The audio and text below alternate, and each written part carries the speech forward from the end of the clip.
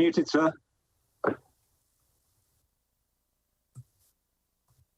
So good evening again from Japan. Let's start panel 1, baselines and archipelagic states. I'm a moderator of this panel, Masaharu Yanagihara, Professor of International Law, the Open University of Japan. We have 4 presentations in this panel. After 4 presentations, we'd like to have a Q&A session. We welcome questions from the audience. Questions will be collected using the Q&A function on the Zoom webinar. As all participants know very well, that part 4 of UNCLOS has detailed articles of archipelagic states. The issue of archipelagic states was already discussed in the 1920s, especially at the 1927 Lausanne session and the 1928 Stockholm session of Institut de Droit International. A distinction between coastal archipelagos and oceanic archipelagos were clearly made there.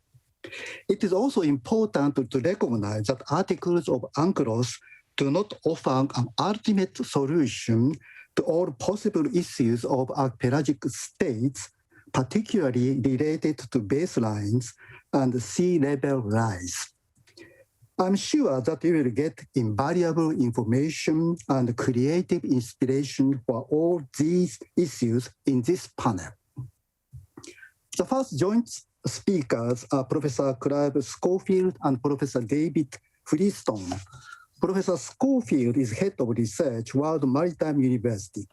His research interests relate to international boundaries and particularly maritime boundary delimitation and marine jurisdictional issues. And Professor Freestone is a professor at George Washington University Law School. He published many books, including International Law and Sea Level Rise. And now, Professor Schofield, you have the floor.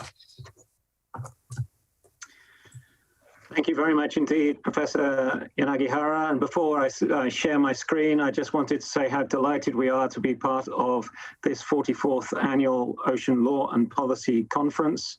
So special thanks to our Japanese hosts. How we wish we were with you in person in Tokyo in the springtime, but also very glad to see that the annual conferences are enduring. Sharing screen. I see, Professor Yanagihara, you can see full screen? Yes, I can see it. Excellent. No problem. Thank you very much indeed. The topic that Professor Freestone and I would like to tackle really is looking at archipelagic status and archipelagic baselines in the context of sea level rise, and particularly in relation to impacts on atoll island countries. So we will very briefly touch on the requirements for archipelagic status and the definition of archipelagic baselines, look at some of the implications of global mean sea level rise for those baselines, the limits delineated from them, potentially the status of insular features, before moving to the Pacific atoll island states. Then I will hand over to Professor Freestone for looking at some of the key response options. Just to illustrate what those of you who have studied archipelagic island status are already well aware of, there are clear rules within Articles 46 and 47 of the Convention in relation to archipelagic states being composed of islands or parts of islands. And in terms of archipelagic baselines, there are criteria around the requirement that archipelagic baselines include the main islands of an archipelagic state, however main islands are defined. Critically, there is an objective mathematical ratio test for archipelagic baselines, whereby valid archipelagic baseline systems should enclose at least as much water as land territory area for the archipelagic state, and up to 9 times as much water area as land territory.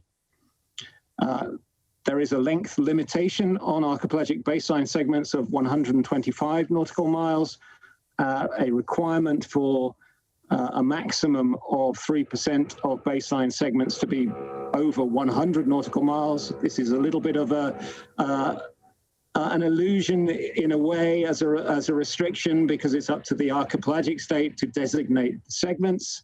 And additionally, there is a requirement that the archipelagic baseline system does not depart to an appreciable extent from the configuration or general configuration of the archipelago, which is, to my mind, a little bit in the eye of the beholder. But nonetheless, the requirement for the ratio test, it provides for an objective way to determine whether an archipelagic baseline system is actually compliant with Article 47 and those which are not. There is a possibility of defining internal waters within the archipelago, and then from those archipelagic baselines, the outer limits to a 12 nautical mile territorial sea, a 24 nautical mile limit to a contiguous zone, a 200-mile limit from the exclusive economic zone are all defined from those archipelagic baselines. And then there is the possibility for archipelagic states also to have outer or extended continental shelf jurisdiction beyond 200 nautical miles measured from those archipelagic baselines.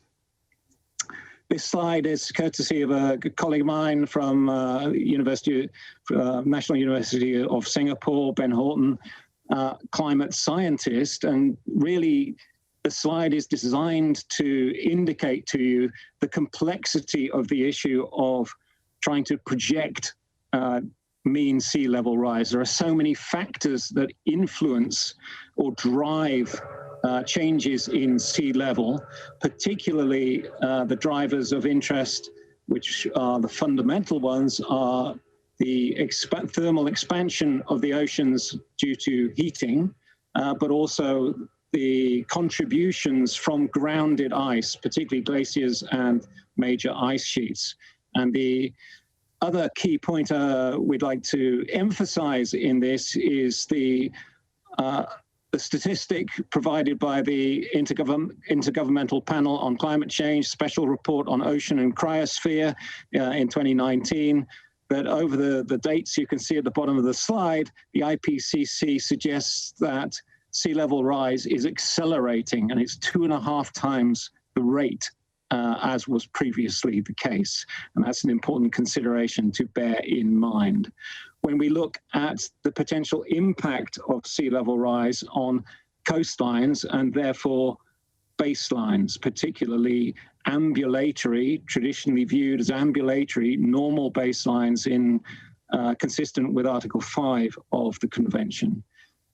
What one would anticipate in looking at a coastline like this one, I must say not a typical Swedish coastline, is where we will have sea level rise, we'll see inundation of the low-lying coastline particularly, and therefore you will have a recession in the location of the coastline, and therefore the baseline consistent with the low water line along the coast. And here we should remember, in the context of archipelagic states, that the archipelagic baselines still need to be closed. They still need to connect to the outermost rocks and reefs of the archipelago and the low waterline of those features. So sea level rise provides for a substantial potential landward impact to the coast, but also, since we define the limits of maritime jurisdiction from baselines along the coast, a potential seaward impact also. So in this animation, really, we have the so-called envelope of arcs definition of the outer limits to a maritime claim, the delineation of, say, a 12 nautical mile or a 200 nautical mile limited maritime zone. We may have deposition along the coastline. Coastlines are dynamic features of a seascape or landscape, and we may see an advance in the location of the coastline and both baselines, and therefore a gain in maritime space under coastal state jurisdiction, or potentially, and this is the fear in the context of sea level rise, we'll see a recession in the location of the baseline, and therefore a loss of land territory and maritime jurisdiction. In terms of impacts on islands, we define features that are above high tide as being islands or that subcategory of island, the rock, with key entitlement issues associated with that. If we change the location of high tide and low tide, there is a potential impact whereby a fully entitled island may be downgraded, as it were, to a no longer inhabitable rock consistent with Article 121.3, or even a low tide elevation fully submerged at high tide. What we should remember, though, in the context of talking about sea level rise is what I would say is to avoid thinking in bathtub terms. Bathtub modeling is the idea that the oceans will rise in the same way we fill up a bathtub, and in a sense, sea level will simply march up the contours. And in actual fact, there are complex interactions between the level of the ocean and the morphology, the shape of the coastline, the land. And therefore, it's not so easy to project in a direct manner from simply a certain number of centimeters or meters of sea level rise automatically translating into that change in the extent of or location of the coastline. We also need to bear in mind the reactions and responses of particular coastal ecosystems, and in talking about atoll island states, the responses of coral reef systems. However, it is fair to say that the IPCC's projections with regard to reef building corals are pretty dire from the point of view of a world that is 1.5 degrees Celsius warmer than pre-industrial levels. The special report of the IPCC in that regard suggests a 90% loss of corals even if we restrain warming to 1.5 degrees Celsius higher than pre-industrial levels. And if the world warms to 2 degrees Celsius higher, we're looking at a potential loss of 99% of reef building corals. And that potentially has dire implications for Pacific archipelagic island states, particularly those that are entirely composed of atolls. Professor Freestone and I have undertaken a preliminary risk assessment of the 22 states that have claimed archipelagic status and defined archipelagic baselines. 2 of those states are entirely composed of atolls and located in the Pacific, Marshall Islands and Tuvalu. A number of other Pacific archipelagic states are also at least partially composed of atoll features, low elevation features that are potentially at risk. That's Kiribati, Federated States of Micronesia, Palau, Papua New Guinea, and Solomon Islands. And it's also good to remember that there are a series of features that are under the jurisdiction of either extra regional or metropolitan powers, or in the case of Tokelau is a dependency of New Zealand, where again, atoll island features are potentially at risk. I won't read all of those out to you, but the way in which our preliminary risk assessment has proceeded is to gain the input from a good colleague of ours,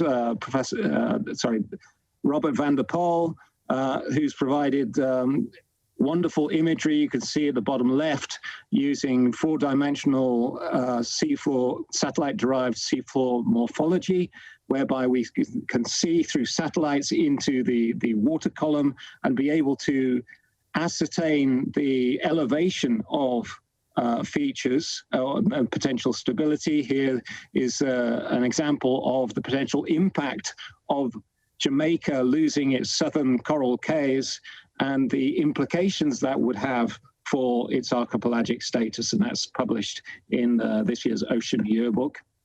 But at this stage, I'd like to hand over to Professor Freestone to then look at some of the potential response options in this context. Professor Freestone.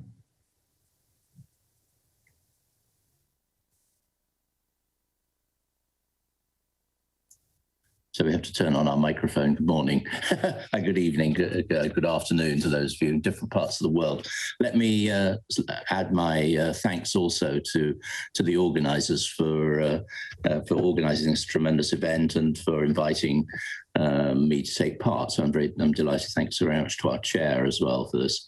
So I'm going to take over from that, and Clive very kindly is going to move the slides forward for us, for me. He's kept time impeccably, so I'm having to keep to his very tight schedule there.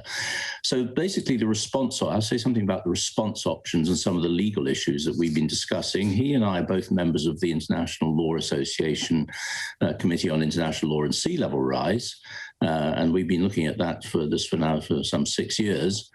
We've made a number of recommendations in our report we made in the report to the Sydney conference in 2018, which has been published, as our chair very kindly referred to. So the main options are, if you like, set out here. 5 of them. The 5th one is an expensive option.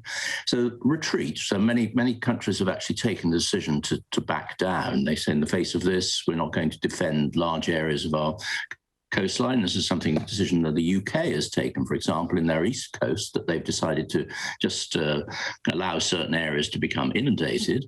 That they're faced by the situation that the island is actually shifting on its axis slightly, so the east coast is already dropping.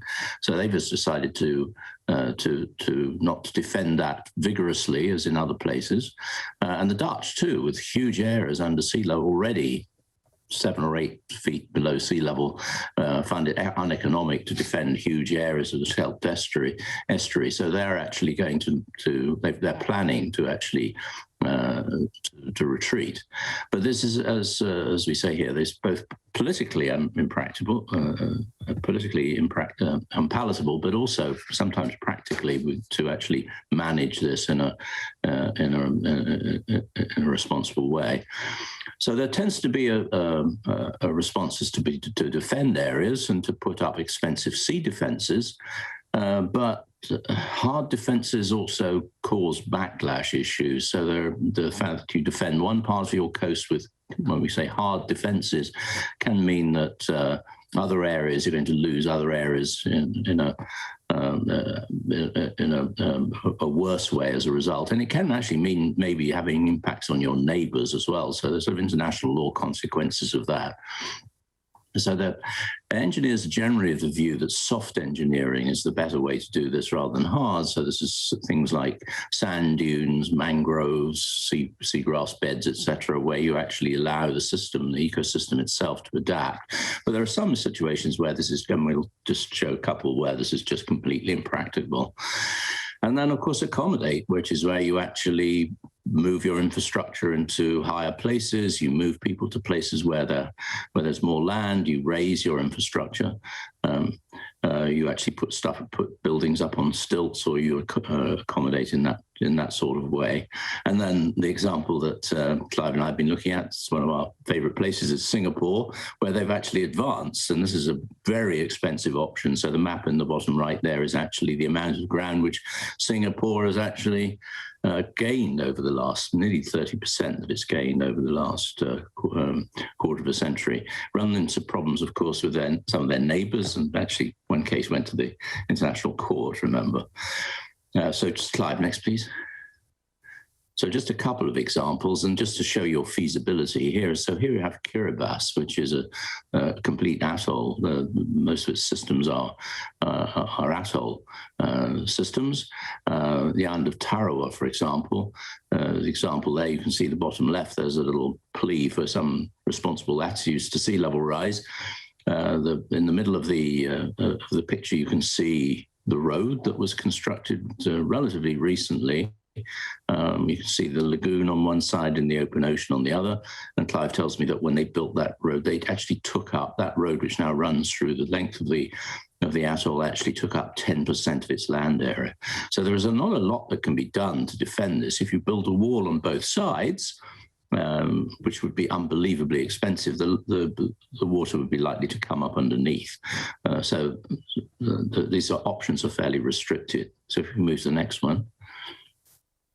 And interesting responses in the Maldives, where the island, they are actually constructing an artificial island using some of the technology which the Chinese have been using in the islands of the South China Sea, which the tribunal expressed some views on.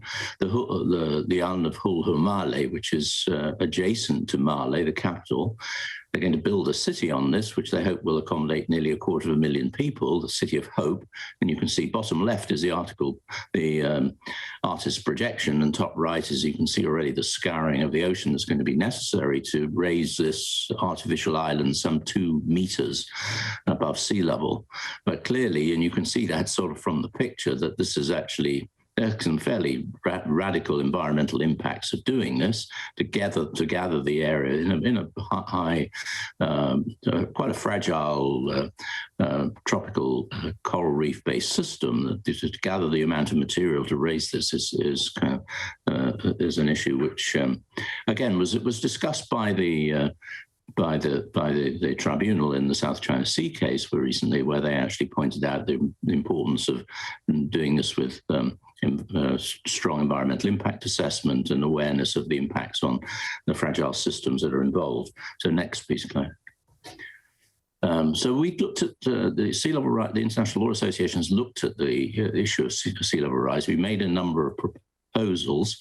And this whole issue is also being looked at by the International Law Commission, the study group, which has resulted in a lot of discussions in the Sixth Committee. So we're gathering from the debates in the Sixth Committee, quite a lot of information about state practice in relation to this. And I'll say something about this, particularly in relation to the Pacific. So those are the three possible options, really.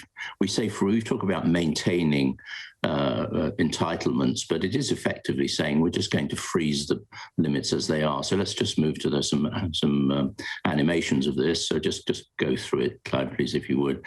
So this is the first option, is where you freeze your baseline, these are your outer limits, and then as sea level happens, it's just beginning to rise now. Wonderful animation. Thanks very much for this. You can actually see that your zones remain the same, but the baseline becomes separated from the actual coast. So there are a number of issues which we discuss in our report, which we didn't really have time to look at this point, but there's obviously some issues related to the safety of navigation, if this area behind the frozen baseline is actually able to be navigated. With your charts, remember that Article 5 of the Convention talks about baseline as represented on charts, which are recognized by the coastal state. So if we move on, then the next option is to freeze the outer limits of the territorial sea.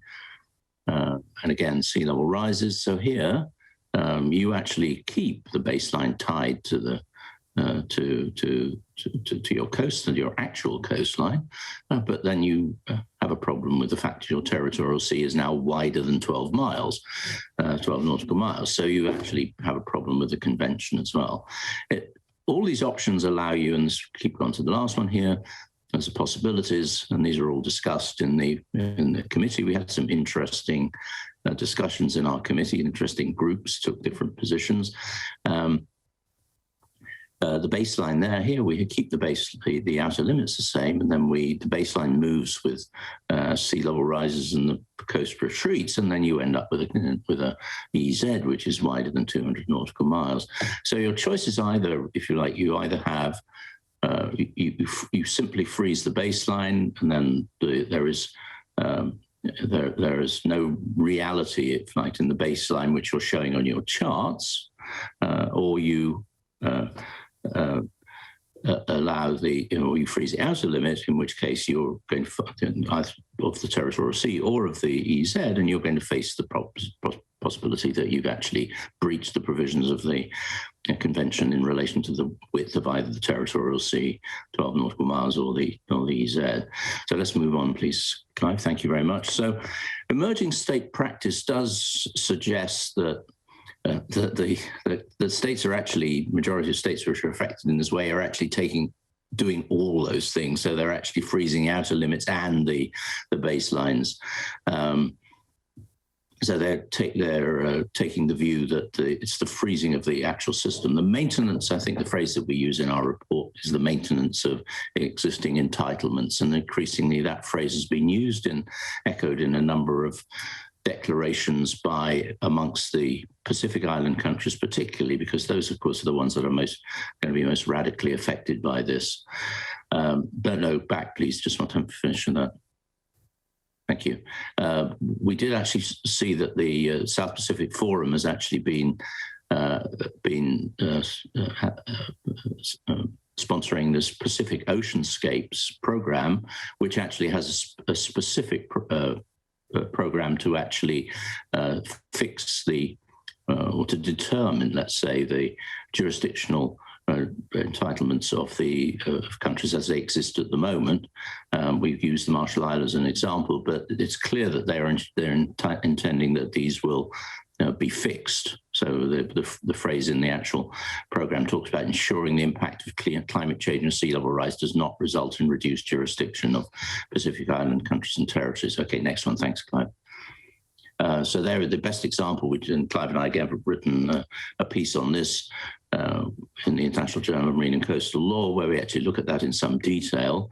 And here we can see the chart of this. So this is a comprehensive definition of both baselines, closing lines, and the outer limits, and those are all sent to the UN. So irrespective of what the requirements of the convention are in relation to notification, all of them were sent. So this is a sort of like an emerging practice that states are making these statements of their entitlements and then sending them out for if you like, public review. So they go to the Secretary General.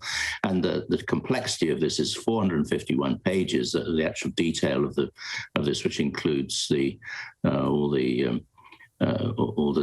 geodesic information. So, as Clive asks here, yes, does the land dominate the sea? This concept is, of course, judge-made. It's emerged from the international court in the case law on maritime delimitation. Are all these rules opposable to other states? One particularly little issue with that is the fact that they seem to be claiming Wake Island, which the US also has a claim over. So there's been some problem and some issues with this, some protest in that respect. But is there a distinction again between limits, where you're actually delimiting them yourself, and boundaries where you've actually negotiated them? So next, please. And here's an example of this. Clive tells me so. We looked at this 49 boundaries potentially, and this is the areas, the countries of the South Pacific Forum. 49. Let's just have to look at my figures on this because it's quite interesting. Up to 2010, only 17 boundaries had actually been delimited, but since then, since 2010, 17 boundaries have been delimited. So of the 49. 34 have been concluded, and 17 of those since 2010. So that actually shows that the 2/3 of those have actually been negotiated, since in the fairly recent past. So this is part of this program of establishing those areas. You can see the red lines are actually the agreed boundaries, but this is a very complicated business with a lot of tri-junction points as well, and some of those are actually concluded on the same day. So moving forward, I'm running out of time. So next one, I think, is our conclusion, right? So the requirements, as Clive has explained, for archipelagic states are very clear. We know, and the figures she showed right at the beginning, the sea level rise is happening. It's actually accelerating. So it's not just the levels, but the rate of it is happening higher. We showed in the paper that we did on preliminary risk assessment that low tide at low elevation features are particularly vulnerable. He talked about coral reefs. We showed that every single one of the 22 archipelagic states that we looked at had either claimed low tide elevations, actually only one important low tide elevation, but low elevation features and also coral reefs. They'd all claim those for their baseline. So they're all points for their baseline. So they're all susceptible to quite a lot of impacts from these. And then as we sought to explain, the physical response options are challenging because of the configuration of those islands with the lagoon feature. And as we've said, legal response is already underway. The work of the ILA and the ILA committee is now actually still working. It's now its second phase. We hope to report in 2022.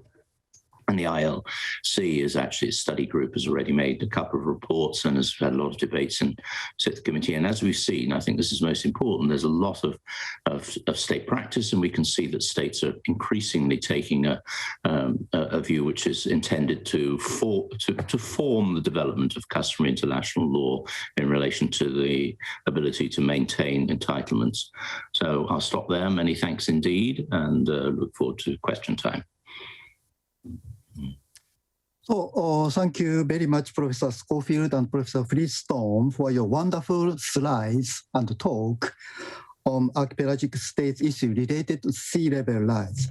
The next speaker is Professor Daita, Professor, Kobe University, Japan.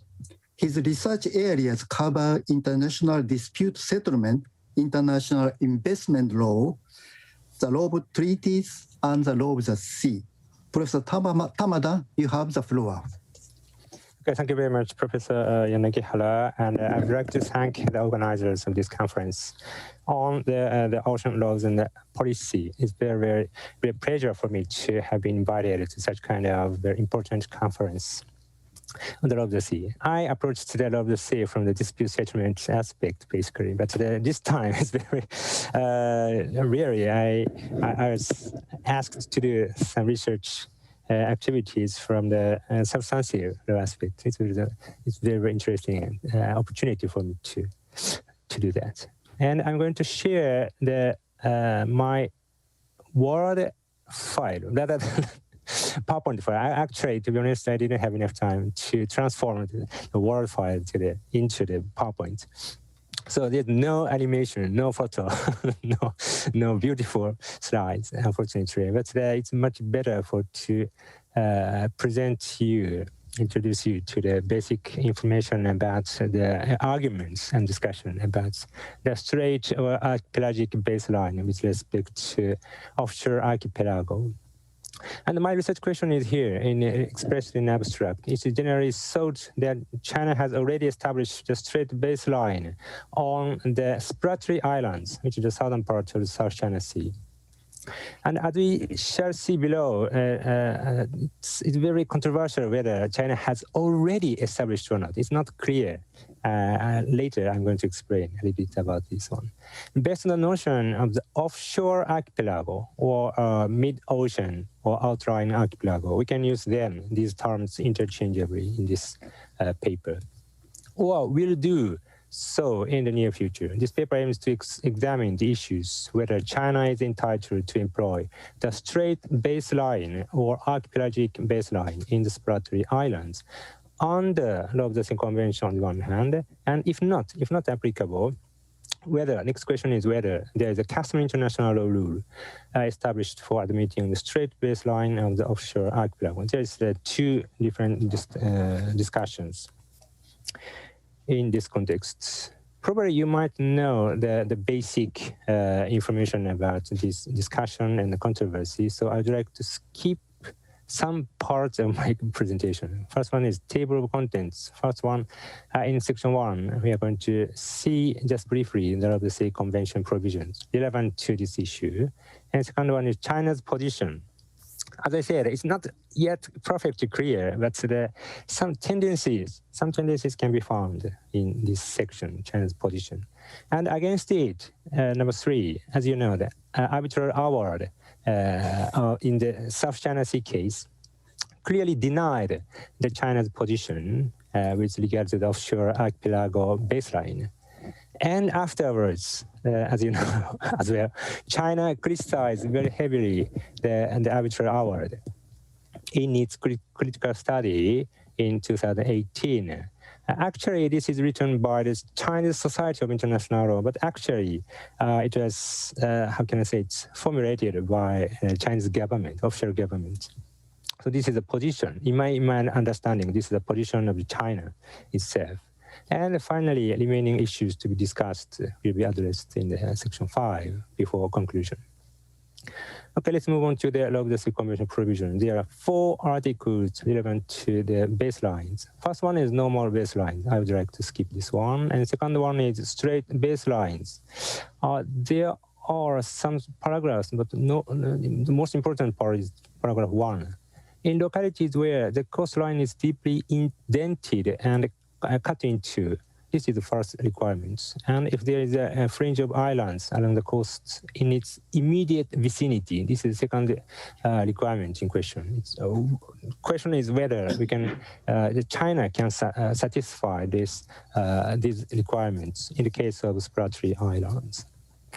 The method of straight baseline may be employed in drawing the baseline. This is applicable criteria and applicable provisions of Logistic Convention, firstly.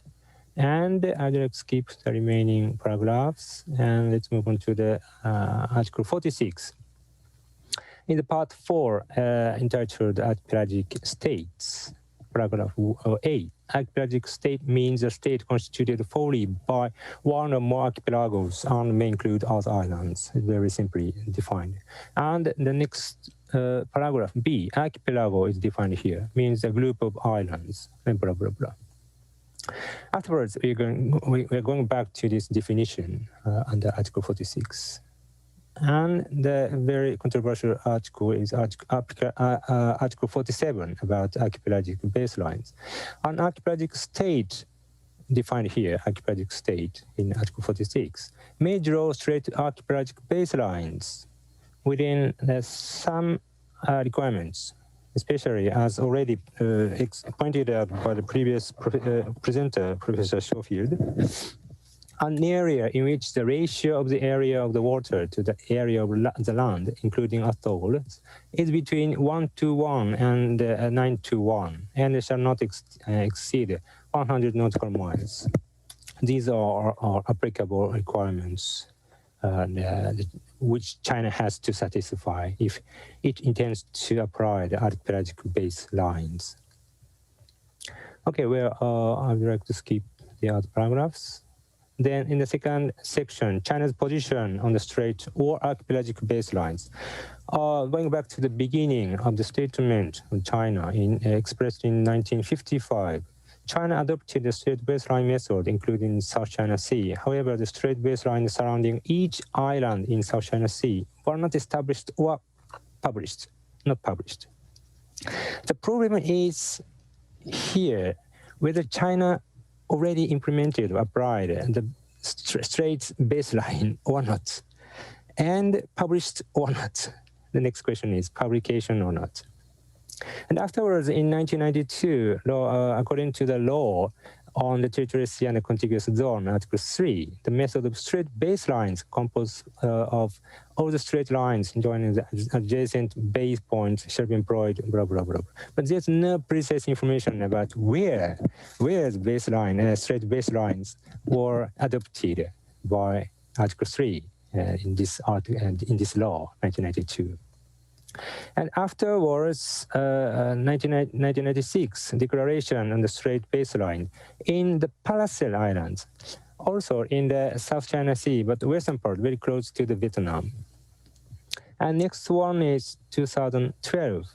China established the straight baseline surrounding the Diaoyu Senkaku Island. These are controversial points between China and Japan, of course. But unfortunately, I cannot touch upon these two maritime features, Paracel Islands and Senkaku Islands, in this presentation.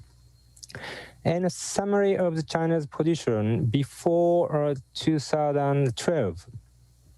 According to Professor Tan, he contributed to the publication of my book. Hua Tan, a Chinese scholar, he said that it cannot be excluded the possibility that China would apply the straight baseline to 3 other groups of islands in the South China Sea, South China Sea, especially the Nansha exploratory islands, in the foreseeable future. And a little bit more aggressive evaluation was expressed by Tsuruta, a Japanese scholar. He also contributed to the publication of my book. According to him, China may have already applied the strait baselines also in the exploratory islands without making them disclose or publish. This is a much more nuanced evaluation. Probably China has already established a strait baseline in the exploratory islands, but not yet disclosed it. Afterwards, we are going to check this fact. Okay, and as in section 3, and the reaction from the tribunal in the South China Sea case. In the South China Sea case, the statement of China on the legal status of the exploratory islands was interpreted by the tribunal in 2 ways.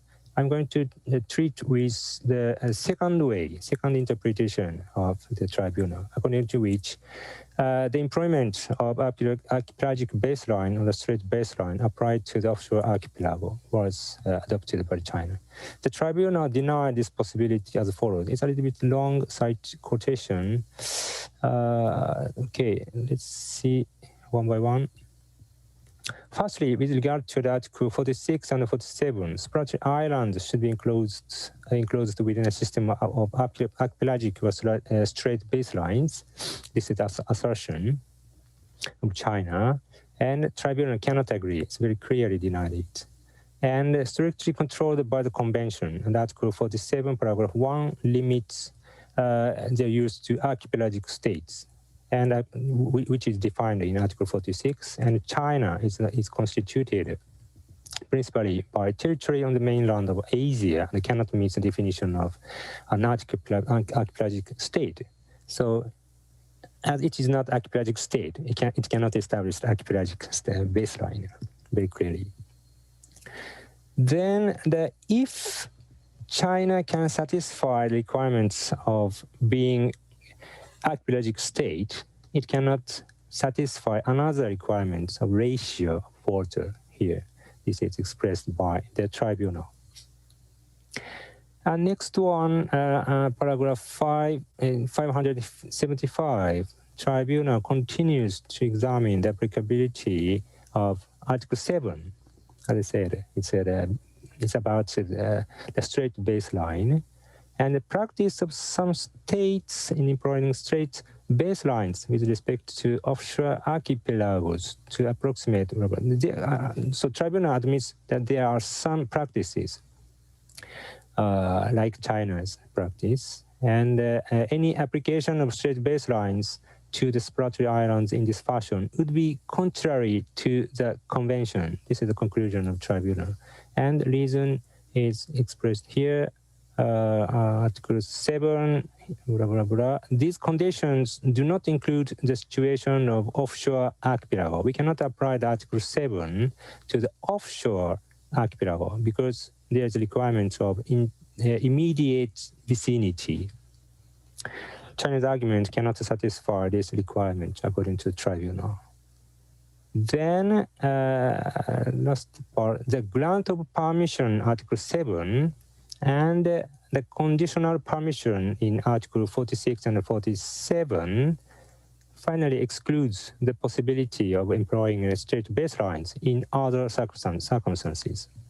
So there's no exception beyond these articles. So in particular with respect to offshore archipelago, not meeting the criteria for archipelagic baselines, this is the conclusion. And also, this is also the conclusion part, notwithstanding the practice of some states to the contrary. This is a very, very controversial part to be subject to the later discussion among scholars. The tribunal sees no evidence that any deviation from this rule have amounted to the formulation of new rule of customary international law. There's no customary law established with regard to the position of China. So this is the conclusion of the tribunal. So the summary, as a summary, A, B, C, I divided the finding of the tribunal into 3 parts. As far as Article 47, archipelagic baseline is concerned, China is not an archipelagic state. Even if so, it doesn't satisfy the requirements. This is the first part. And with regard to strait baseline, with regard to offshore archipelagic, archipelagos is not applicable to the exploratory islands because Article 7 is not applicable to offshore, so the mid-ocean archipelago. And the second one is that the general permission and the conditional permissions exclude the possibility of straight baselines in other circumstances. As I said, there's no exception. So therefore, under three articles of the Logistic Convention, China is not entitled to establish archipelagic or straight baseline in exploratory islands. There's no customary international law rule apart from Logistic Convention. And even though there are some contrary state practices, so admitted by the tribunal as exception. So again, against the Arbitral Tribunal's decision award, China criticized, I would like to skip this one, Nansha here, expressed here, and there is an internal water in Nansha. So what's the legal basis argued by China? The first one is negotiation history shows that the convention, Logistic Convention, does not regulate the issue of continental states outlying archipelagos as such. And the continental states have effectively preserved a regime of outlying archipelago as a unit. It's not touched upon by the Logistic Convention. And it has been established customary international law, including internal waters. And then it is also repeated by China that it is a customary international regime of outlying archipelagos that should be applied, and without inquiring into customary international. This is a problem in the arbitral award. So China's suggestion is very important because in this critical analysis, critical study published by China, it is stated that China has promulgated that straight baselines method shall be employed to determine the baselines of the territorial sea of Nansha Kwando, the exploratory islands, but has not published the detailed base points or baselines with finality. So what's happening? What chat? Sorry, afterwards, I'm going to check the chat afterwards. So as I said, probably actually China already established the straight baseline in exploratory islands, but not yet published this fact or not disclosed the detailed base points or baselines with finality. Probably it's still very provisional decision by the Chinese government. So I'd like to skip here finality and summary of China's position. China is entitled to do that. Offshore archipelago baseline can be established. And this is justified not by the law of the sea convention. It is beyond the scope of law of the sea convention, but by customary international rule existing outside the convention, which has been established by enough amount of state practice. So the discussion moves on to the customary international law rather than law of the sea convention. So remaining issues to be discussed in the section 5. Just briefly, question is there any customary international law rule admitting the employment of straight baseline with respect to the offshore archipelago? From the Chinese scholars' viewpoint, there is still controversial and confusion in the calculation of state practice in each study. But the 18 state practices of this kind has been described and used for justification of state practices, 18 state practices, blah, blah, blah, since the early 20th century. And points are, first one is many state practices are pre-law of the sea convention practices. This means that there were existing such kind of state practices before the entry into force of the law of the sea convention. And there are a variety of situations in each case. And some practices were criticized very heavily by other states, especially by the United States of America. And the United States has consistently objected to such kind of state practices. So from here, I'm going to check and introduce the discussion between two parts. One is the pro-China And the second one is the anti-China position. First one, Lodge, legal advisor of the USA Department of State, 2013. 6 of the 15 claims to enclose offshore archipelagos have been protested by 9 states. And the United States protests against the employment of baseline at offshore archipelagos in the case of Canada, Denmark, Ecuador, Portugal, Sudan, UK, etc., etc. And against, this is a chronological order from 2013. And afterwards, it's important to check the position of China expressed in the critical study in paragraph 586. The practice of continental states in drawing baselines around their outlying archipelagos as units has only encountered sporadic, isolated, and selective protests. This means the U.S. protests were sporadic, isolated, and selective. So United States is only the one persistent objector according to the position of China. So the protests against Ecuador, Denmark, Portugal, China, but not all. There are many other exceptions. These protests are selective and inconsistent. They are largely aimed at ensuring the access of U.S. military vessels and aircraft to the major oceans and seas in the world. This is how can I say this policy-oriented protest by United States against other states. It's very sporadic, isolated, and selective. This is the position of China. And afterwards, very interestingly, some authors, not Chinese, but in this case, it's a UK, former UK Foreign and Commonwealth Office official, supported the position of China. So according to him, according to the preamble of the Logistic Convention, it is said, affirming that matters not regulated by this convention to be governed by general international law, which means customary international law, according to this author. And there exists widespread and consistent state practice. The U.S. is persistent objector, but cannot prevent the establishment of customary international law rule. This is probably same as China's position, persistent objector, but there is an establishment of customary international law. And the second argument is based on Article 7, which is broad enough to admit a straight baseline as offshore archipelago. But he keeps the application of the requirements, namely that if an offshore archipelago satisfies the condition of where the coastline is deeply indented and cut into, Article 7, paragraph 1 is applicable, blah, blah, blah. So as far as Article 7, paragraph 1 is satisfied, okay, there can be the justification in the case of China as well.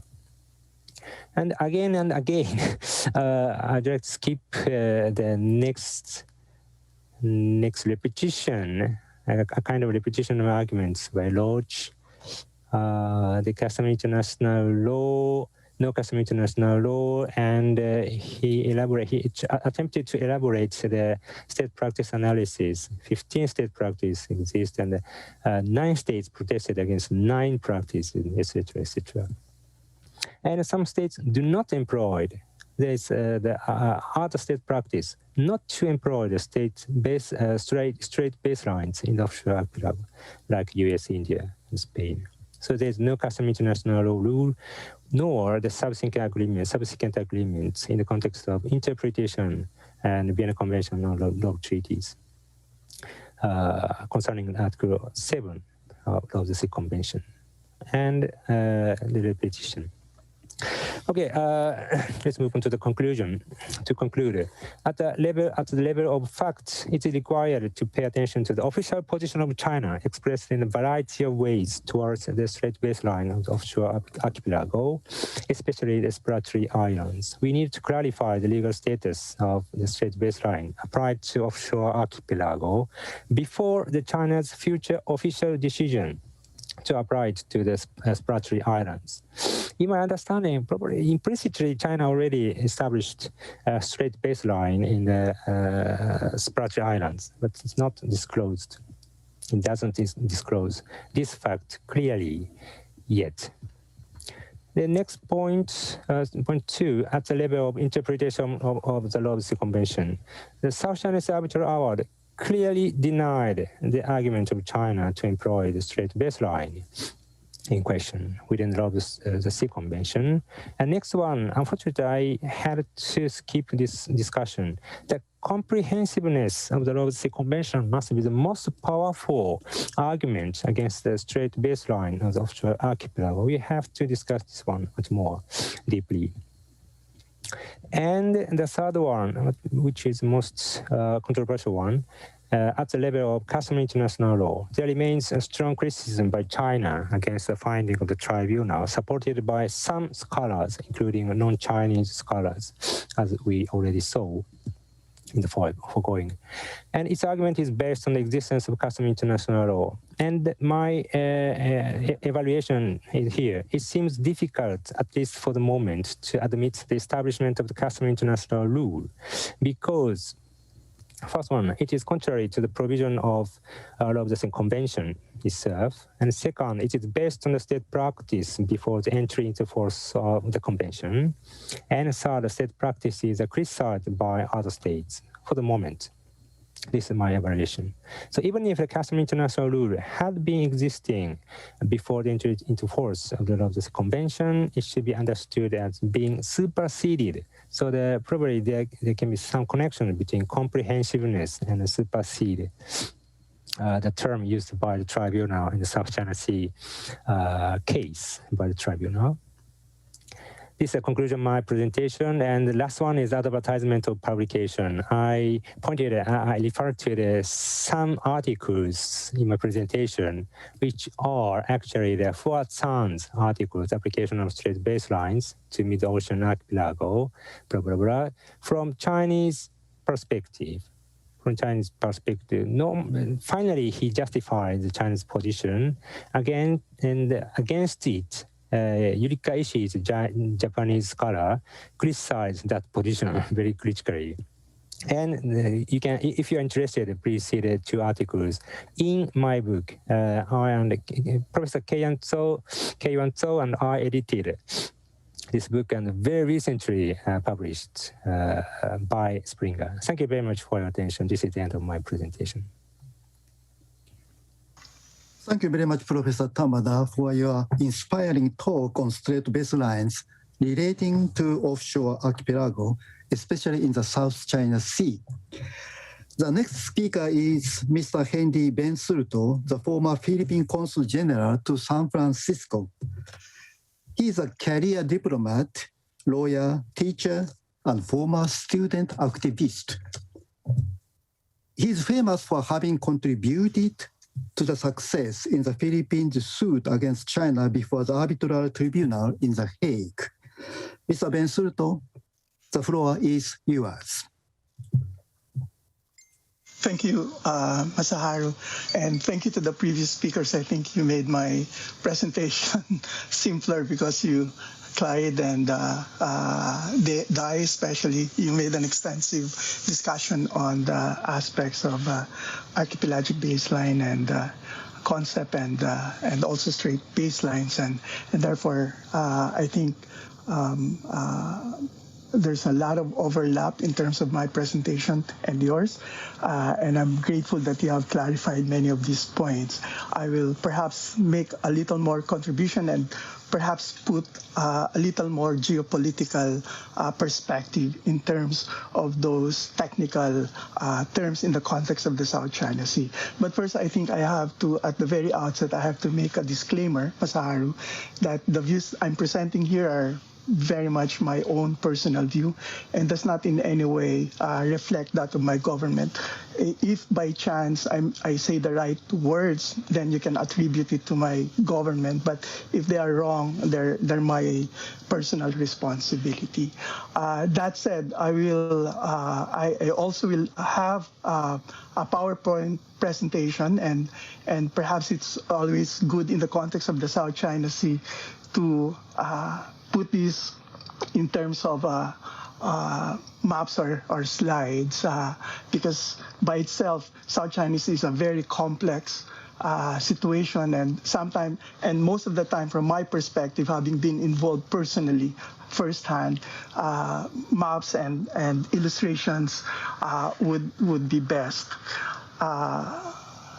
I think, as the title suggests, I will try and I will attempt to explain the effort of China to use the concept of archipelago and strait baselines on the South China Sea, in particular the Spratlys. The question that we have to ask there is, can China really do that? Of course, you know the answer from the Philippine perspective. We will disagree with that because, in the first place, we cannot accept the assumption that China owned the Spratlys from that perspective alone. But assuming from a technical, legal perspective, in terms of the physical situation of Spratlys, can you really use archipelago, the concept of archipelago and strait baselines? That's a question that we all have to ask, whether or not that can be done. But I think the more interesting question as well is, why does China have to go into this direction? Essentially, what is the underlying motivation? Why China is doing what it's doing in the South China Sea? Not just the use of this concept, but more importantly, the actual actions, which I would call creeping assertions on the ground in terms of the South China Sea, and how these two are interrelated. Let me perhaps in that context explain that for a long time, and I'm speaking perhaps first time because I have led Philippine delegation and had actual discussions and negotiations for many years in terms of the Spratlys. The world has believed, or at least we were made to believe, that China is doing what it's doing in the South China Sea because there was a historic claim, and they're simply just implementing. They are compelled to do what has been done in the past, because if they are to do otherwise, they would be condemned by their own people, and therefore the narrative that here is a claim that was made by previous administrations, and the present administration has no other choice but simply to implement that. I think before arbitration, that was the myth, and I would call it a myth. But I think the tribunal's decision in July 2016 somehow unraveled the real, or unmasked the real motivation behind this whole exercise, that it is the other way around. By that, let me state that these concepts, the 9-dash line, the context of a historic claim, now the use of archipelago concept and strait baselines, they're there really as a legal cover to the more realistic ambition or expansionist policy of China in terms of the South China Sea. And I will explain why I have arrived at that conclusion.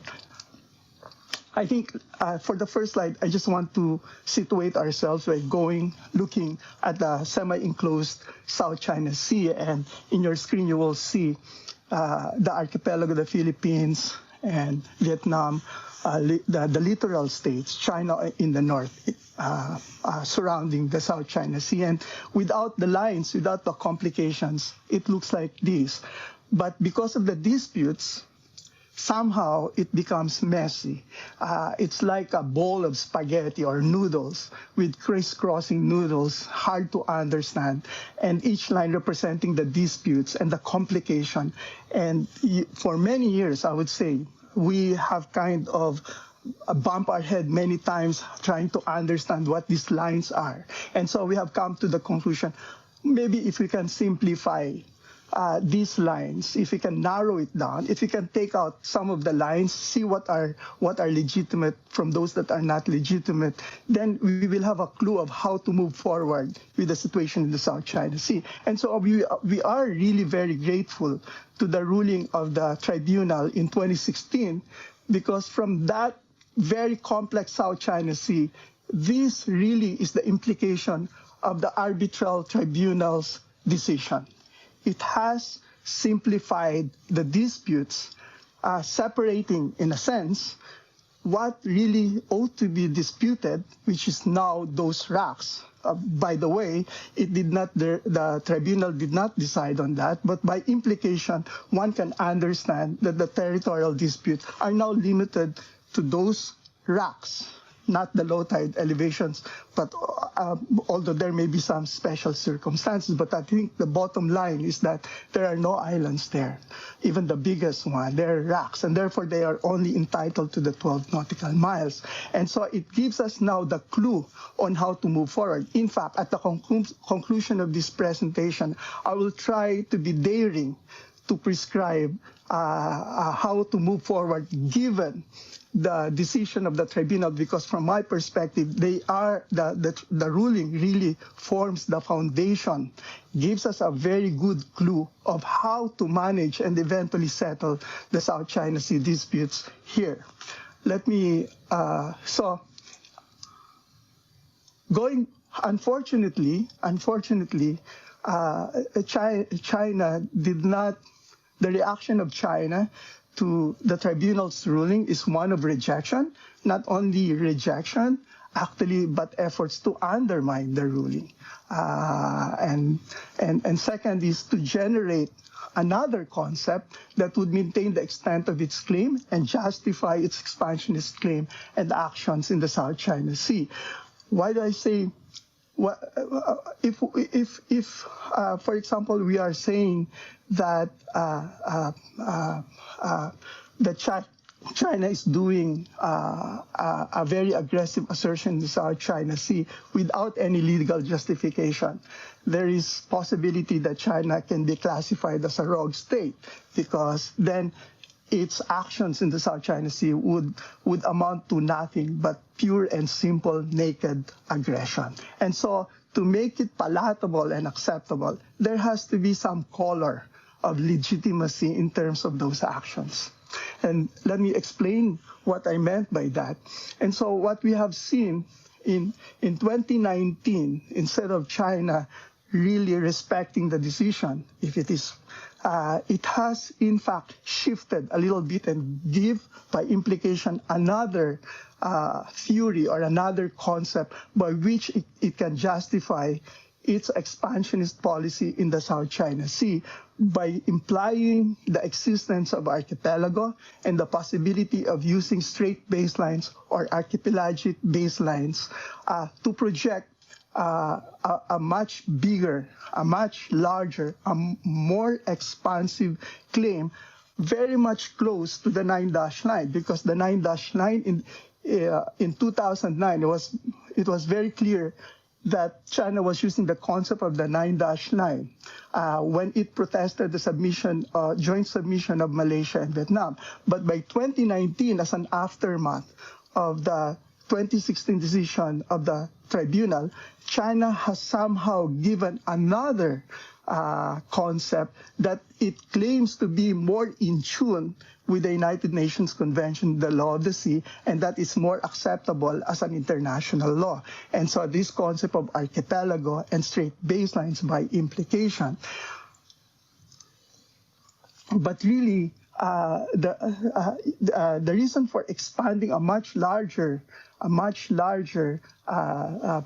claim really is so that it's able to put a legal cover in terms of what it has been doing, the pattern of behavior that China has, in fact, been doing in the South China Sea. Not last year, not 5 years ago, not 10 years ago, but beginning in the 70s, actually, immediately after, or 2 years after the U.S.-China rapprochement, and the visit of Kissinger and the visit of Nixon.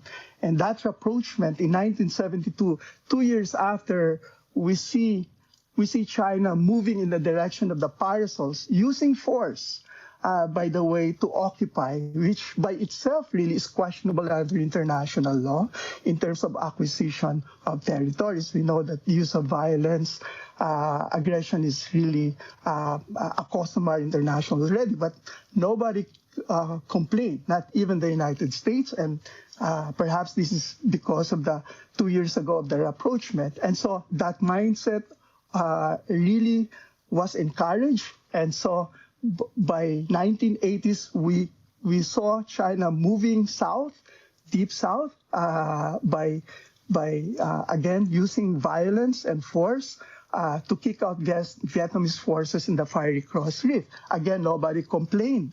And then later on, we saw ourselves at the end of the Tottenham pole.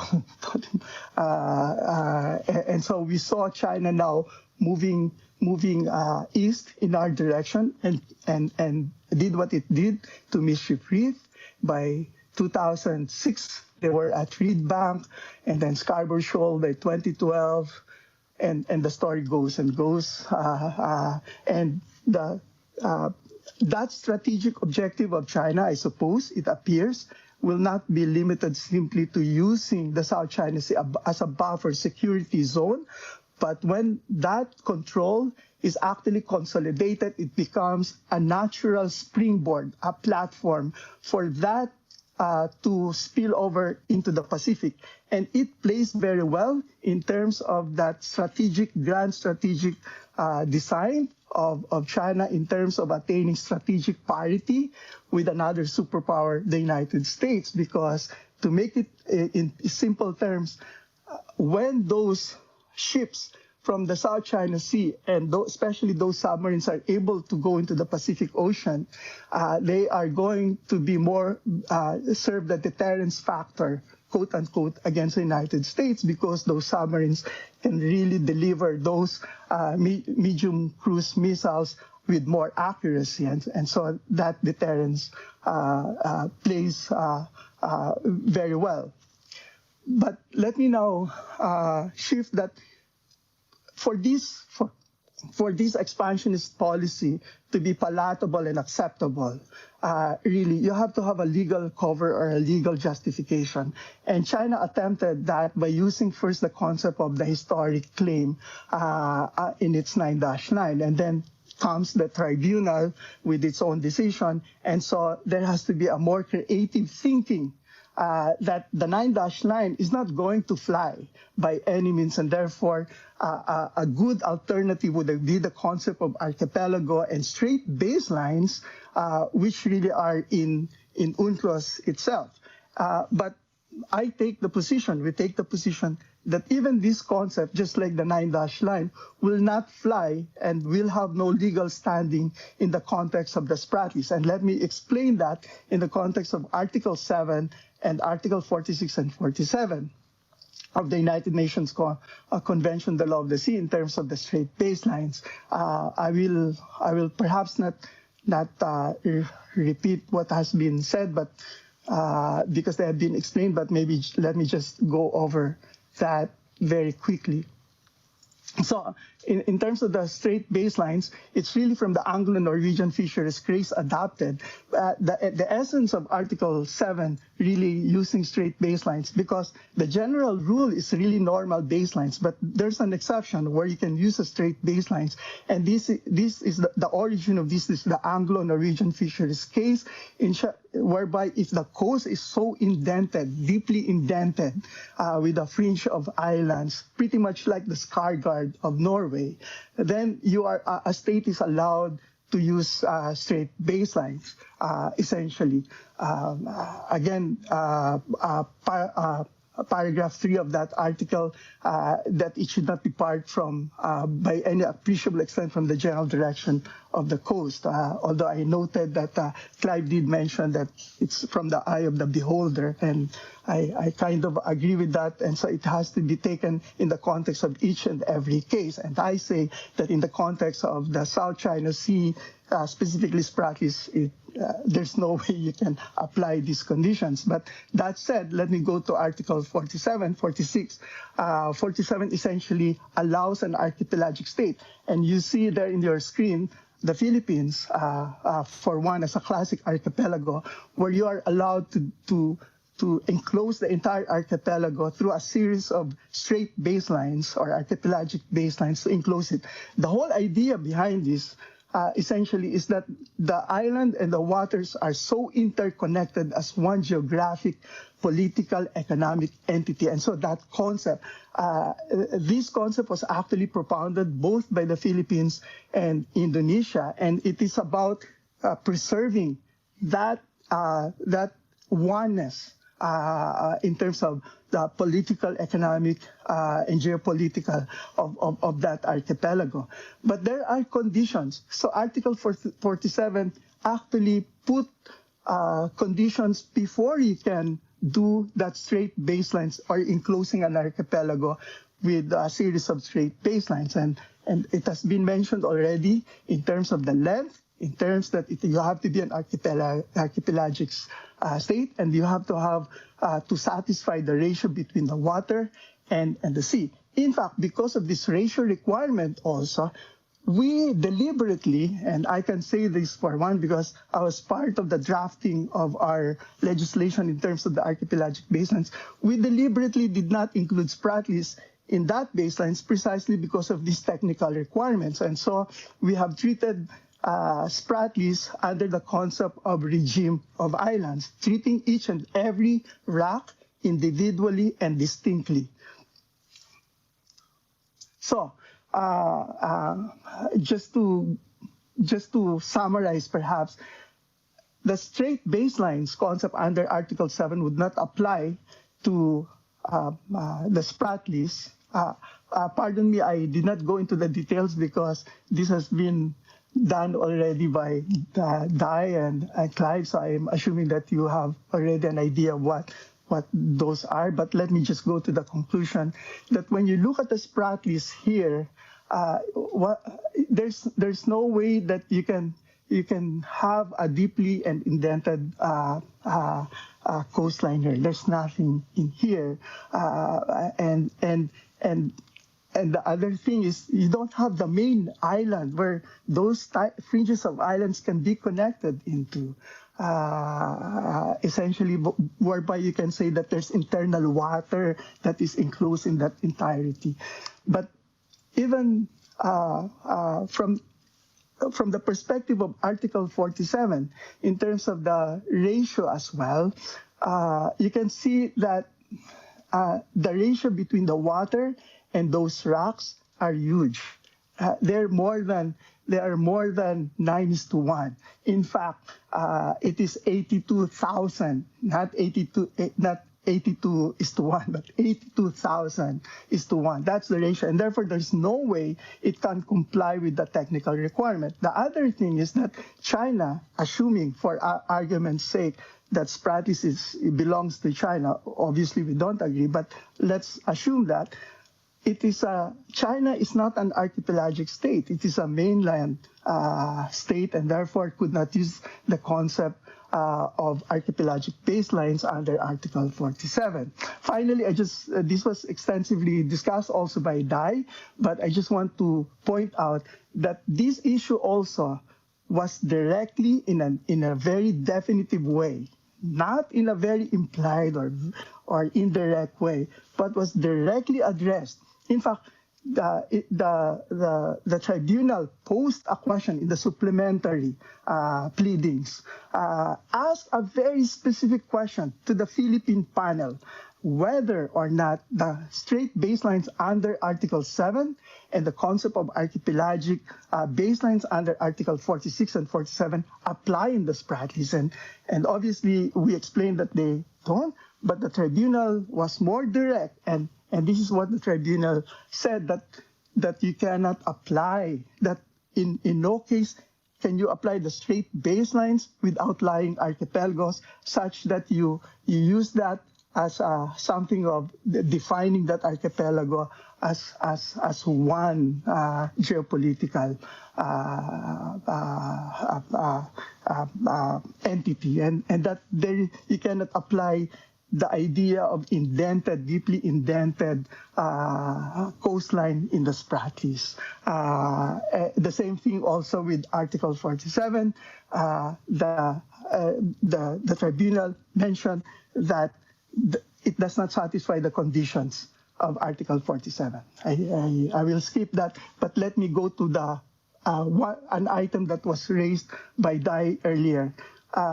And the relationship between customary international law and conventional law, because this was being repeated. I think, assuming for argument's sake that there was customary international law, when you have a conventional law that was subsequently entered into, agreed by parties, the parties who signed the convention cannot anymore go back to the very concept that was rejected by that conventional law. Of course, there's an exception to this. If the customary international law attains the status of jus cogens, but we're nowhere near that. Actually, it's not jus cogens. In fact, it's questionable whether there was really customary international law before and even after. I don't think there's an agreement in terms of the opinio juris, in terms of that state practice. That state practice, whether you have 15 countries, do not amount to customary international law. But the thing also, when you go deep into the discussions, remember that UNCLOS is a package convention. It was a balancing act. And part of that balancing act is that outlying archipelagos cannot be considered in the same category, in the same level as an archipelagic state. And so mainland coastal states cannot use the concept of straight baselines and archipelagic baselines in an outlying archipelago. And this is very clear. And at the time, Taiwan, at the time it was the Republic of China that participated, it was very, very clear in terms of their acquiescence. They were part of the discussions before the archipelagic concept was accepted. Anyhow, those will be more discussed in the paper, but that's the gist of that. Again, this is a discussion by Dai and Clive. I will move because I want to. In conclusion, and these are my final thoughts on this, I want to go back to the decision of the tribunal. I think the tribunal has done a lot, a very big contribution, not just to the South China Sea, but I would say the humanity and international relations, because it affirmed the rule of law as the tie that binds us in a community of nations. And it did this by clarifying, by simplifying the very complex disputes in the South China Sea. Again, to reflect that in the map from this to that. And so using this now, and I think the whole international community, and for China also, if it is correct, if it is true in its assertion that it is a law-abiding country, it is our responsibility to make sure that we're able to move forward, strengthen rule of law, and use the ruling as the foundation, as the cornerstone of how we can settle, manage the disputes in the South China Sea. And let me be bold enough, and I will try to operationalize what I meant by that. And so let me go back again to the map of the South China Sea. I think as a first principle, the parties must agree and respect the status quo. We have a declaration of conduct in 2002, and part of that is that there should be no movement among all the parties, actually. And without agreeing to each other's claim, we simply recognize the fact that this is the reality on the ground. Some racks are occupied by others, and so we have to respect that. And so, so from there, the parties can actually demarcate and enclave those rocks, including their 12 nautical miles. By enclaving them, let me go to the COVID situation right now. What do we do now? This is very common practice. We quarantine those people. We isolate those infected people from the healthy ones. Only then can we address the situation. It's the same thing with the South China Sea. By enclaving those territorially disputed rocks, we are now isolating those disputed rocks from the rest of the maritime space in the South China Sea. Next is for the parties to affirm and respect the maritime entitlements, which ought not to be disputed. And there's a huge area now of those exclusive economic zones and continental shelves that are outside of the territorial disputed rocks. The parties then could negotiate the de-escalation, eventually the demilitarization of those features. They're costing they're costing us a lot of money. Actually, I'm sure China is putting in a lot of money in terms of maintaining those artificial islands. Those money could be used somewhere else. And so we have to do that de-escalation, and we can do that in those specific areas. The parties can then agree on a protocol or the code of conduct. So if we're talking about code of conduct, for that to be effective, the previous code of conduct we're talking about, I also know this for a fact because I have been the lead negotiator on that code of conduct. They're just abstract concepts. And for them to be very useful, we have to go down to that code of conduct as they are applied in those enclave areas to prevent shooting between. How do you, for example, provide provision from those features without threatening others? So there are many ways by which you can do that in a protocol.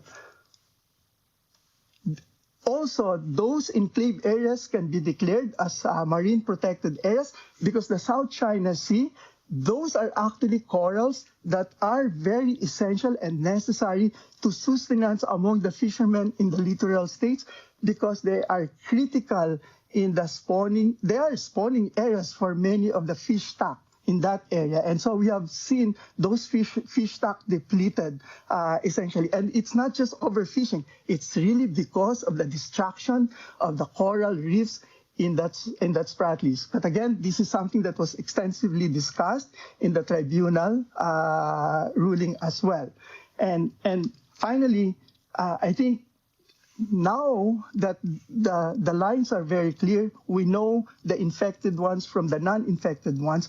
Now we can talk openly of how to put into effect Part 9 of UNCLOS that allows us to cooperate because there is now no threat. So when I cooperate, I'm cooperating not because you are claiming this, but there is now mutual respect. And so the idea of cooperation becomes so positive, and you can move in that direction. For example, how to regulate fishing, the illegal fishing in the area. This can be addressed because those fish are not bound by any political boundaries, and so there has to be cooperation. But it's very hard to engage in cooperation when your sea is being claimed by another, because what we have learned from our experience, that cooperation eventually, remember GMSU, a marine scientific research, something started as that, eventually became the instrument that China used to say that they have a claim on recto-bank. So we have to avoid that now, and by clarifying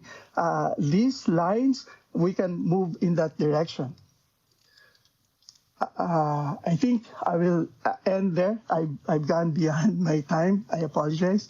But I will end there and perhaps subject myself if there are questions later on. Thank you very much. And thank you to the organizers. Thank you to all the presenters. Thank you, Masaharu.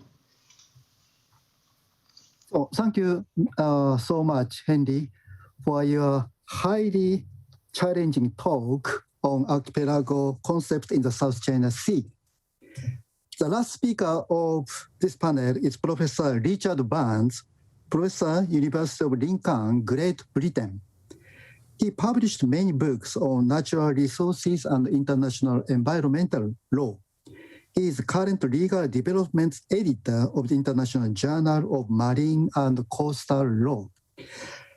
Professor Burns, you have the floor. Okay, thank you, Professor Yanehara, for your kind words of introduction, and also my thanks to the organizers of this conference for giving me the opportunity to speak with you.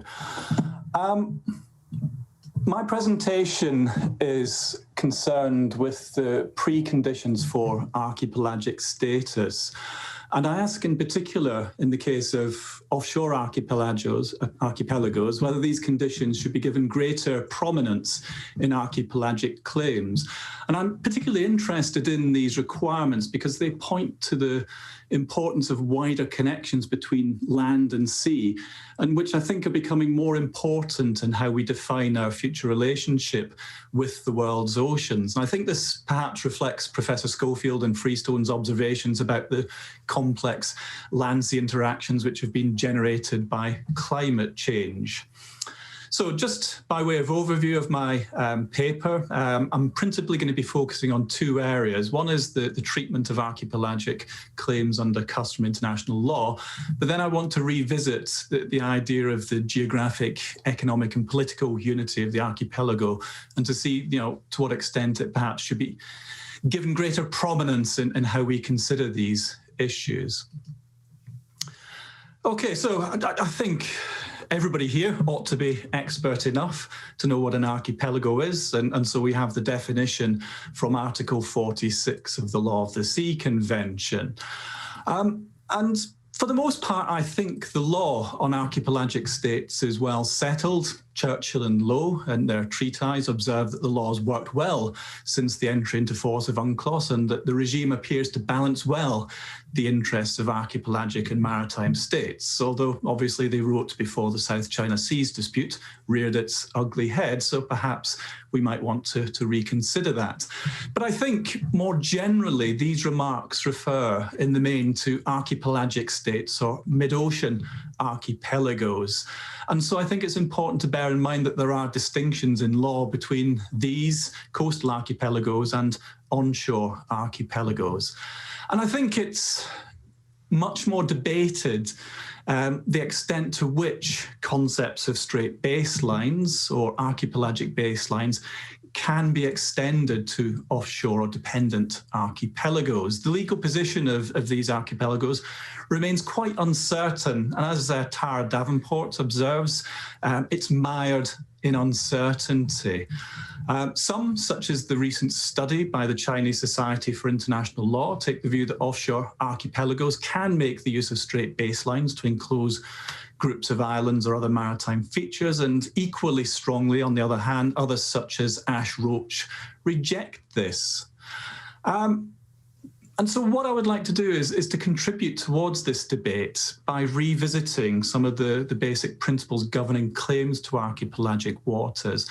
Now, if one reviews the literature, one can't help but conclude that the shift in focus appears to be away from considering the basic geographic, economic, and political unity which underpins claims towards a focus on the legitimacy of the resultant baselines. Thus, the enjoyment of special rights focuses mainly upon the drawing of baselines rather than the inherent features of the archipelago. However, I think logic dictates that any such rights are enjoyed because of the special status of the archipelago. And as Jinwan Su correctly notes in a recent paper in the International Journal for Marine and Coastal Law, the drawing of baselines is merely a technical step in determining the extent of such rights. However, I think if this is the case, then it's perhaps not clear the extent to which the features of the archipelago, i.e. the geographic, economic and political unity of the archipelago, can and should continue to play a critical role in this stage of determining archipelagic claims. So my question really is, should it? And if so, how? And I think without preempting my conclusions too far, I would suggest that they should play a role, but much more work is required to unpack the specific claims which have been made to archipelagic waters and to ascertain the extent to which these claims properly reflect the underlying requirements of geography, economic and political unity.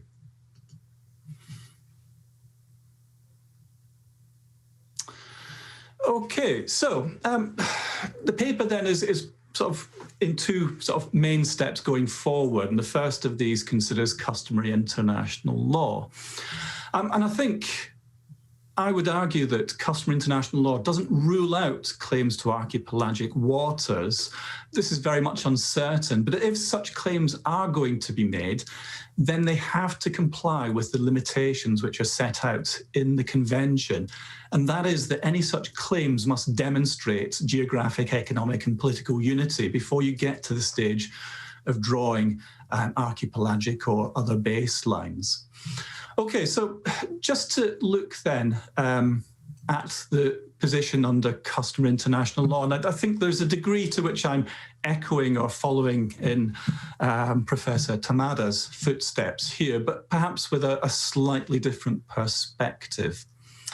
So if part 4 of UNCLOS is not exhaustive of archipelagic claims, then there seem to be two possibilities for the use of straight baselines around offshore archipelagos. The first is for the provisions on straight baselines in Article 7 to be applied to applied to dependent archipelagos. And the second is perhaps to identify a rule on dependent archipelagos under customary international law. Now, I think as Professor Tamada and also Mr. Ben Soto suggested here, this appears to have been ruled out by the tribunal in the South China Sea arbitration, where it fairly summarily dismissed the existence of customary rules which deviated from the convention. But I think underlying the convention's decision is an assumption that the convention does exhaustively deal with baselines, or that the convention intends to freeze developments in the law of the sea outside of the convention. And I'm not entirely convinced that the tribunal's reasoning here is compelling. I think, first of all, there is nothing in the language of Article 7 that limits its application explicitly to continental coastlines. And further, the logic of Article 7 is to account for complex geography and economic factors in the drawing of baselines. Moreover, it's intended to simplify the drawing of baselines along deeply indented coastlines. And I think this reasoning, these arguments, apply equally to offshore archipelagos. Secondly, the Law of the Sea Convention is a living instrument, one that is intended to adapt to changed circumstances, or which allows space for gaps to be filled in a way which is consistent with the logic of UNCLOS. And I think this would also potentially allow for recognition of offshore archipelagic claims to the extent that they go with the grain or they follow the logic of the Law of the Sea Convention.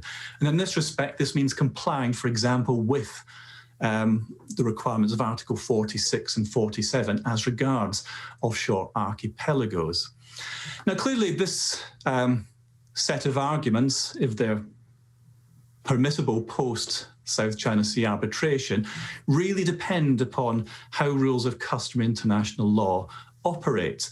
And I think as we look again at the literature on this turns into something of a numbers game. I mean, I haven't gone back and thoroughly investigated every single incident. Rather, I'm doing a survey of the literature. In particular, I'm kind of very much reliant upon Ash Roach's study here. So what I've done is just to replicate this into a tabular form here, and to show, for example, 18 offshore archipelagos, and to consider which ones have been protested, which ones haven't been protested, but also which ones have not had archipelagic claims asserted in respect of them. Now, I think if we get into a numbers game, it becomes very arguable whether we can reach any strong conclusions from a survey of state practice.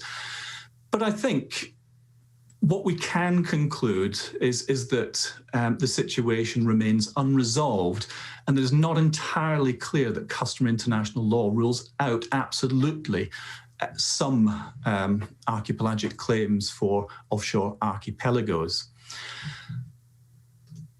So moving on though, I also want to make some observations on just the kind of direction of travel here, because if we view custom formation as it seems to have been done in the literature, counting how many states are for and against a particular position, then as a numbers game, rather like a casino, it's a game which is stacked in favour of the House. And here I think the House is the state which is making the archipelagic claim. And there are two reasons for this, or possibly three reasons. I think, first of all, any analysis of state practice must obviously focus upon that of the archipelagic state or the state claiming that status. This matters most because it's most relevant to the formation of the rule.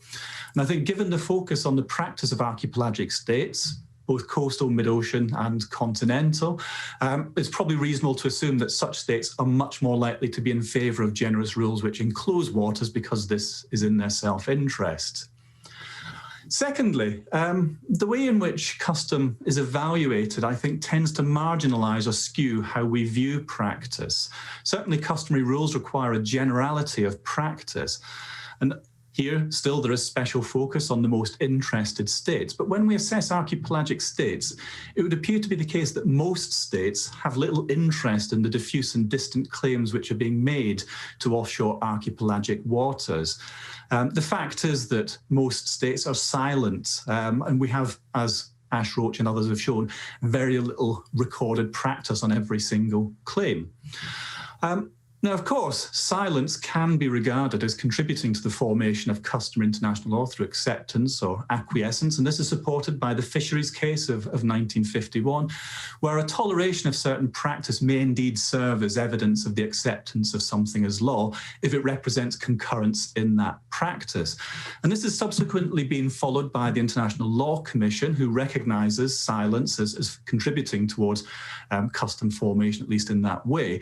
But it attaches two conditions to these claims. First of all, where there is a claim by states, then and if a response is generally called for, then it's expected that other states respond to that, especially if the claim is directly or indirectly affecting another state.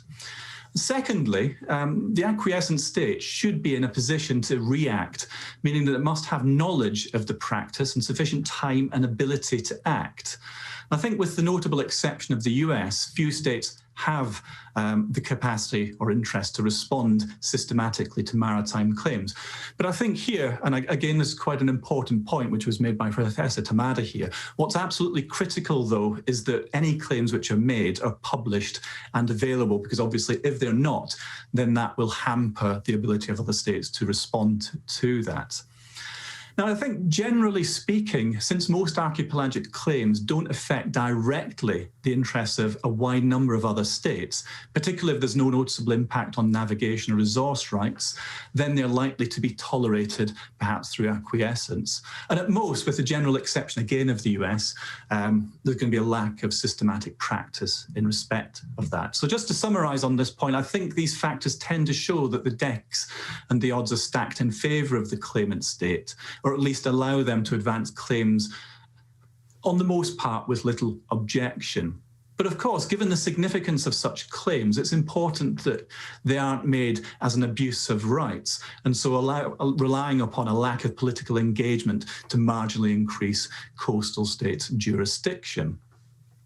I'd also stress as well that custom formation is not just a numbers game, and we ought to think about the quality of practice, but also, and this comes to the second part of my presentation, thinking about the underlying reasons for these claims. And I think is clearly made as a point by Mr. Ben-Surto here, with China in the South China Seas here, there are fundamental questions about its ability to actually claim in respect of these features, regardless of where any baselines would be drawn. So again, coming back then to the idea of archipelagos as a concept, there are, I think, from the definition in Article 46, three key features which we ought to look at in a little bit more detail. This is the idea of the geographic, economic, and political unity, because these have to be met, I guess, as thresholds before a claim to archipelagic status can actually be realised. They are there to kind of reflect the fundamentally distinctive nature of an archipelago, and if they don't exist, then again, why should it be recognised? I would observe at this point that when we're making this assessment, we generally do this not individually, but we treat them as a kind of holistic group of concepts, and that they're not entirely distinct from each other. So just to have a look at these in a little bit more detail. The principal feature of any archipelago is that it's a group of islands, but beyond this, things get somewhat less certain.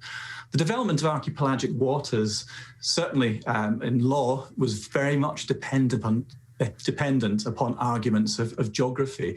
So in the fisheries case, the ICJ, there was influenced by the complex geography of Norway's coastline. And here the ICJ focused on the more or less close relationship existing between certain sea areas and the land formations which divide or surround them. It went on then to say that the baselines around coastal archipelagos must not depart to any appreciable extent from the general direction of the coastline. So that kind of intrinsic relationship between land and sea is then something which infuses, as it were, the drawing of baseline. So it's important in that process. But of course, beyond referring to some physical situation in respect of islands, no more specific geophysical or geological criteria appear to have been articulated in law. And this very much favours treating each case on its own merits. Amara Singh, in his study of archipelagos, suggested that the conditions need to be exceptional conditions, but without having a measure of geographic relationship, I think this is unhelpful. And again, in the more recent compilation of views on Article 46, Till Marcus in the Proles commentaries suggests that it might mean propinquity or adjacency, but he soon concedes that the criterion of geography is perhaps too vague to help. Now, I would probably agree with that, but where I think this is perhaps important, though, is how we look at things going forward. And actually, I'd go back in time here and draw upon some of the insights which were made by O'Connell when he did his seminal study of archipelagos in 1971. And I think he was quite insightful because in remarking on the kind of underlying nature of the claims here, he focused very much on the kind of relationship between land and sea, and in particular the impacts it has on vulnerable ecosystems, which I think are becoming incredibly important as we go forward. And he said that the areas of intersection between land and sea are subject to incessant biological and chemical interactions, whereby the land is preserved from ultimate destruction. Now, I'll not read out the whole quote here, but I would suggest that others, such as Munavar, have also suggested that ecological and environmental factors may serve as indicators for the relationship between land and sea.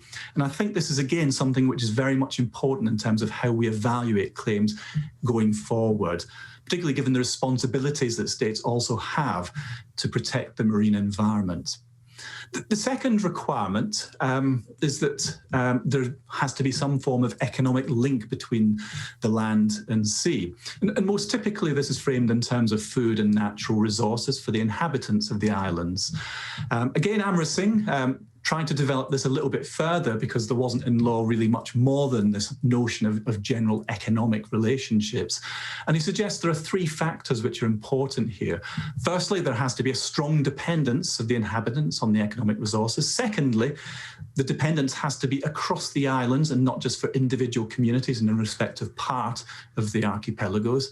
And then finally, these ought to have been demonstrated for a period of time, although he didn't specify what this was. Now, again, O'Connell in his study argues that there's no reason why these should be any less relevant to non-coastal archipelagos, because to treat these interests differently would really be discriminatory and artificially selective. Now, this is not to say that these are automatic sine qua non, because we have the chance to test and verify the extent of these relationships in practice. So moving on to the final aspect of this, which is the kind of political element. And the third requirement is that there has to be some form of political connection between the islands and the sea here. And at a basic level, this requires that the archipelago is part of a single state. And this clearly precludes island groups that form more than one state from being classified as an archipelago, such as the case in the Caribbean. But beyond this, again, there is perhaps less detail as to what this element requires. Typically, it's often regarded as being a security concern, and certainly it's something which is sort of often rooted in other more deeply held cultural, local, or political values. And the two which I've selected to kind of illustrate this are the comments here from Senator Tolentino, who talked about the idea of protecting the archipelagic state from other vessels who can penetrate with impunity into the very heart of the archipelago, certainly through more extensive navigational rights. And again, the observation here from, I have to pronounce this carefully here, but Kusumat Madja, who talked about the kind of particular cultural relationship between people and the sea, as captured in Indonesian language, and the notion of tanah air, land, water, and the inseparability of the relationship between people and the sea there, and one which is deeply rooted in cultural practices here. Now, again, this is something which is not a given, but something which is susceptible to investigation and critical scrutiny.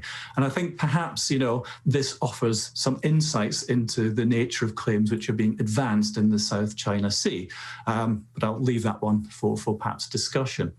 So anyway, where does this bring us to? So just to bring me to some concluding remarks here. I think when we look at the criteria which underpin or which are preconditions for archipelagic status, it's probably difficult to pin these down with any great deal of precision. Indeed, Capella, in her study of dependent archipelagos, kind of collapses her conclusions back into the idea that geographic considerations should be the most determinative of the regime of archipelagos, because this is the most common feature of practice. But actually, when you look at her analysis, it doesn't seem to bear this out completely, because actually in practice we have few references to geography being explicit in every basis of claim here. Rather, it seems to be an implicit assessment in the kind of general geography of the claimed features, almost the idea of you claim the status, then a unity will exist. And if you actually look at the practice of states, very little legislation actually makes explicit the basis of the claim. Some states replicate the definitions of archipelagos, but beyond that, there is very little to go on. Now, the review of unity requirements suggests there is clearly no mathematical method which is capable of determining absolutely who can claim an archipelagic status and baselines. There just simply aren't measures like that for geography, politics, or economics. And it suggests that everything should be done on a case-by-case basis. Now, of course, this allows for flexibility, but it also comes at a price of uncertainty. And Jawardina, in his study, suggests that the diverse motives advanced by some states to support their claims for special status, and so articulating a wider range of these factors, has actually just made it more difficult to evaluate those claims. And ultimately, legal rules require a degree of precision if they're to function effectively. So perhaps we should just discard consideration of these. But I'd perhaps take a more nuanced view and suggest that just because something is difficult doesn't mean that it shouldn't be attempted. Unlike mathematically precise rules on delimitation, which are often not always followed, more nuanced notions of geography, economics, and politics allow for a bit more nuance and compromise to work into some of the solutions. And again, this was indicated too by Mr. Bensurto in his presentation. And so, for example, in the face of challenges in drawing baselines around some maritime features, many states have either renegotiated or reset some of their claims in face of pressure from other states about the nature of those claims. Now, just to make a final concluding remark here, about 50 years ago when he was looking at archipelagic baselines, O'Connell suggested that to exclude economic factors would be to wrongly constrain the scope for legal evaluation of claims. And the court's judgment cannot be regarded as emancipating archipelagic question from the confines of precise limits, or should not be regarded as emancipating it from that. The specific shape and abstract definition of which all previous discussions have sought to enmesh it in. So even back in the kind of origins of our understanding, what we're looking for is a little bit more nuance and subtlety in the law, which allows the flexibility. And I think this is where we have to think about these requirements a little bit more creatively. It's important because it reaffirms the material connection between the state and its legal claims, and that they shouldn't be departing from these material realities. And I think it's also important because there's a need to push states a little bit further in terms of how they articulate their claims, because without them properly articulating their claims and justifying them, then again, it makes it much more difficult for us to evaluate these things objectively. So as alluded to by Professor Tamada earlier on, it would enable a much more clear and objective assessment of these claims in practice. So I'll conclude there, and thank you very much for your time and attention, and I look forward to your questions.